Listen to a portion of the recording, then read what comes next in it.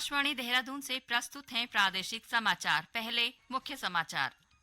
राज्य की सभी 5 सीटों पर लोकसभा चुनाव के लिए राजनीतिक दलों का प्रचार तेज।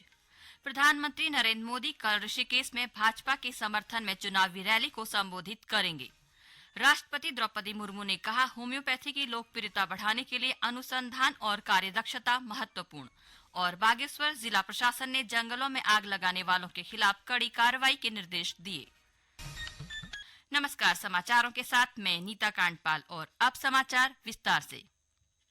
लोकसभा चुनाव के लिए राज्य में प्रचार तेज हो गया है। राज्य की सभी 5 सीटों पर पहले चरण में 19 अप्रैल को मतदान होगा। चुनाव के मद्देनजर सभी राजनीतिक दलों के नेता प्रचार अभियान में जुटे हुए हैं। भाजपा के वरिष्ठ नेता और प्रधानमंत्री नरेंद्र मोदी कल ऋषिकेश में एक चुनावी जनसभा को संबोधित करेंगे। इस रैली के जरिए श्री मोदी गढ़वाल मंडल के तीनों संसदीय क्षेत्रों की जनता को भाजपा के समर्थन में साधने का प्रयास करेंगे। इससे पहले श्री मोदी कुमाऊं मंडल के रुद्रपुर में चुनावी रैली कर चुके हैं। इधर मुख्यमंत्री पुष्कर सिंह धामी ने आज अल्मोड़ा जिले के सोमेश्वर में भाजपा प्रत्याशी अजय टम्टा और नैनीताल जिले के रामनगर में अजय भट्ट के पक्ष में चुनावी जनसभा को संबोधित किया। इस दौरान उन्होंने जनता के सामने सरकार के पिछले 10 वर्षों की उपलब्धियों को रखा और चुनाव दिवस पर जनता से भाजपा को वोट देने का आग्रह किया। इधर कांग्रेस ने भी अपना प्रचार अभियान तेज कर दिया है। 13 अप्रैल को प्रियंका गांधी वाड्रा गढ़वाल सीट से उम्मीदवार गणेश गोदियाल के समर्थन में रामनगर में और फिर हरिद्वार संसदीय क्षेत्र से उम्मीदवार वीरेंद्र सिंह रावत के समर्थन में रुड़की में चुनावी जनसभाओं को संबोधित करेंगी। खबर है कि कांग्रेस के राष्ट्रीय अध्यक्ष मल्लिकार्जुन खड़गे और राहुल गांधी भी प्रदेश में चुनावी रैली करेंगे। इस बीच आज चकराता विधानसभा से कांग्रेस विधायक प्रीतम सिंह ने चुनावी रैली कर पार्टी प्रत्याशी जोत सिंह गुनसोला के समर्थन में जनता से मतदान की अपील की। वहीं हरिद्वार संसदीय सीट से कांग्रेस उम्मीदवार वीरेंद्र रावत के समर्थन में पूर्व मुख्यमंत्री हरीश रावत ने एक नुक्कड़ सभा को संबोधित किया और जनता से कांग्रेस को समर्थन देने का आह्वान किया। इधर गढ़वाल सीट पर कांग्रेस प्रत्याशी गणेश गोदियाल ने पौड़ी विधानसभा के विभिन्न स्थानों पर जनसंपर्क कर आम जनता से समर्थन की अपील की। राज्य की सभी 5 सीटों पर आगामी 19 अप्रैल को मतदान होना है। इन सभी सीटों में से गढ़वाल लोकसभा सीट पर भाजपा और कांग्रेस के बीच कड़ी टक्कर की उम्मीद की जा रही है। इस सीट पर कुल 13 प्रत्याशी चुनाव में अपनी किस्मत आजमा रहे हैं। एक रिपोर्ट। उत्तराखंड की गढ़वाल लोकसभा सीट पर 2024 के इस चुनाव में 13 उम्मीदवार अपनी दावेदारी पेश कर रहे हैं। भाजपा के अनिल बलूनी, कांग्रेस के गणेश गोदियाल, बसपा के धीर सिंह और उत्तराखंड क्रांति दल के आशुतोष नेगी ने इस सीट के लिए अपना नामांकन किया है। साथ ही सैनिक समाज पार्टी के doctor Mukesh Chandra Pant, socialist unit centre of India communist की रेशमा, उत्तराखंड सामंता पार्टी के विनोद कुमार शर्मा, बहुजन मुक्त पार्टी के श्यामलाल और people's party of India democratic की सुरेशी देवी भी इस सीट पर अपनी दावेदारी पेश कर रही हैं। इसके अलावा 3 निर्दलीय प्रत्याशी भी इस सीट में चुनावी मैदान में हैं। गढ़वाल संसदीय क्षेत्र में कुल 14 विधानसभा क्षेत्र हैं और इस सीट पर 13,69,388 मतदाता चुनाव में उम्मीदवारों का भाग तय करेंगे। इनमें से 6,69,964 महिला और 6,99,408 पुरुष मतदाता हैं। साथ ही 16 ट्रांसजेंडर भी इस सीट पर अपने मताधिकार का प्रयोग करेंगे। वहीं गढ़वाल सीट पर 3,03,080 मतदाता पहली बार लोकसभा चुनाव में अपना मत डालेंगे। सुगम मतदान के लिए गढ़वाल लोकसभा सीट पर 2,357 मतदान केंद्र बनाए गए हैं। वर्ष 2019 में हुए सामान्य चुनाव में गढ़वाल की इस सीट पर भारतीय जनता पार्टी ने कब्जा किया। भाजपा के तीरथ सिंह रावत ने अपने निकटतम प्रतिद्वंदी कांग्रेस के मनीष खंडूड़ी को 3,02,669 मतों से हराया। तीरथ सिंह रावत को 5,06,098 मत पड़े, जबकि कांग्रेस के मनीष खंडूड़ी सिर्फ 2,04,311 मत ही प्राप्त कर सके। तीसरे स्थान पर 12,776 लोगों ने नोटा बटन दबाया। गौरतलब है कि गढ़वाल संसदीय क्षेत्र 1957 में लोकसभा निर्वाचन क्षेत्रों के परिसीमन के बाद अस्तित्व में आया। यह सीट चमोली, नैनीताल, पौड़ी गढ़वाल, रुद्रप्रयाग और टिहरी गढ़वाल जिले के विभिन्न विधानसभा क्षेत्रों से मिलकर बनी है। राष्ट्रीय परीक्षा एजेंसी एनटीए ने स्पष्ट किया है कि जो छात्र आम चुनाव में वोट डालते हैं और अपनी उंगलियों पर स्याही लगवाते हैं, उन्हें परीक्षा कक्ष में प्रवेश करने से नहीं रोका जाएगा। एजेंसी के द्वारा कहा गया है कि सोशल मीडिया प्लेटफॉर्म पर इस संबंध में चल रहे संदेश पूरी तरह से निराधार हैं।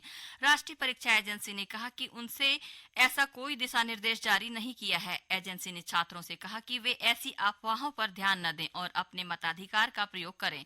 छात्र अपनी पढ़ाई पर ध्यान केंद्रित करें और आगामी परीक्षा की तैयारी करें। अल्मोड़ा के सोबन सिंह जीना विश्वविद्यालय के प्रशासनिक भवन और सभी परिसरों में मतदाता जागरूकता कार्यक्रमों का आयोजन किया गया। विश्वविद्यालय के अल्मोड़ा, बागेश्वर, पिथौरागढ़ व चंपावत स्थित चारों परिसरों में छात्र छात्राओं ने मतदाता शपथ ली। विश्वविद्यालय के कुलपति प्रोफेसर सतपाल सिंह बिष्ट ने सभी से मतदान में 100% भागीदारी करने का आह्वान किया।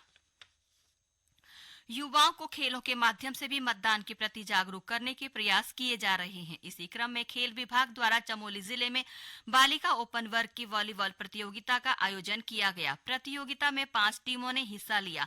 प्रतियोगिता के फाइनल में पीजी कॉलेज गोपेश्वर ने GGHS नेगवाड़ और को 25-16, 25-20 अंकों से हराकर खिताब अपने नाम किया।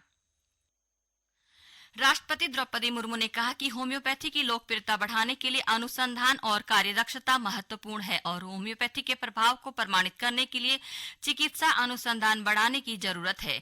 राष्ट्रपति द्रौपदी मुर्मू आज नई दिल्ली में विश्व होम्योपैथी दिवस के अवसर पर 2 दिवसीय होम्योपैथी संगोष्ठी को संबोधित कर रही थी। राष्ट्रपति मुर्मू ने स्वास्थ्य क्षेत्र से जुड़े पेशेवर लोगों के प्रयासों की सराहना करते हुए कहा कि इन प्रयासों से स्वस्थ और समृद्ध भारत के निर्माण में मदद मिलेगी। वनाग्नि सीजन को देखते हुए बागेश्वर की जिलाधिकारी अनुराधा पाल ने जंगलों में आग लगाने वाले अराजक तत्वों के खिलाफ कड़ी कार्रवाई करने के निर्देश दिए हैं। उन्होंने लोगों से वनाग्नि की घटनाओं में कमी लाने की अपील की है। जिलाधिकारी ने बताया कि जिले में अब तक 7 स्थानों पर वनाग्नि की घटनाएं हुई हैं।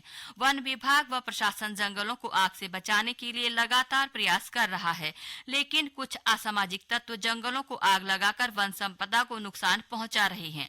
जिलाधिकारी जनता से अपील करते हुए कहा कि वनों को आग से बचाने के लिए अपना सहयोग दें और वनों में आग लगाने वालों की सूचना वन विभाग को उपलब्ध कराएं। प्रदेश भर में शक्ति आराधना का पर्व चैत्र नवरात्रि पूरे उत्साह के साथ मनाया जा रहा है। नवरात्रि के दूसरे दिन आज श्रद्धालु देवी दुर्गा के दूसरे स्वरूप मां ब्रह्मचारिणी की पूजा अर्चना कर रहे हैं। हरिद्वार जिले के चंडी व मनसा देवी मंदिर, रुद्रप्रयाग जिले के सिद्धपीठ कालीपीठ में दर्शनों के लिए श्रद्धालुओं की भीड़ जुटी है। पौड़ी जिले में स्थित धारी देवी, टिहरी जिले के चंद्रबदनी और सुरकंडा देवी, चमोली के जोशीमठ नरसिंह मंदिर, नैनीताल के नैना देवी, अल्मोड़ा के नंदा देवी, उत्तरकाशी के शक्ति मंदिर समेत अन्य मंदिरों में नवरात्र पर विशेष अनुष्ठान किए जा रहे हैं। नवरात्र पर मंदिरों को विशेष तरीके से सजाया गया है। मौसम विभाग ने कल उत्तरकाशी, रुद्रप्रयाग, चमोली, टिहरी, देहरादून, पिथौरागढ़, बागेश्वर और अल्मोड़ा में कहीं-कहीं हल्की बूंदाबांदी का अनुमान जताया है। विभाग के अनुसार आने वाले दिनों में राज्य में बारिश में बढ़ोतरी हो सकती है। मौसम विज्ञान केंद्र देहरादून ने शनिवार और रविवार को प्रदेश के विभिन्न हिस्सों में आंधी के साथ हल्की से मध्यम बारिश का येलो अलर्ट जारी किया है। हरिद्वार में पुलिस ने बाइक चोर गिरोह का भंडाफोड़ करते हुए 3 शातिर चोरों को गिरफ्तार किया है। इससे चोरी की 6 बाइक बरामद की। बरामद सभी बाइक आरोपितों ने जिले के विभिन्न थाना क्षेत्रों से चोरी की थी। पुलिस ने आरोपितों के खिलाफ मुकदमा दर्ज कर उनका चालान कर दिया है। अंत में मुख्य समाचार एक बार फिर।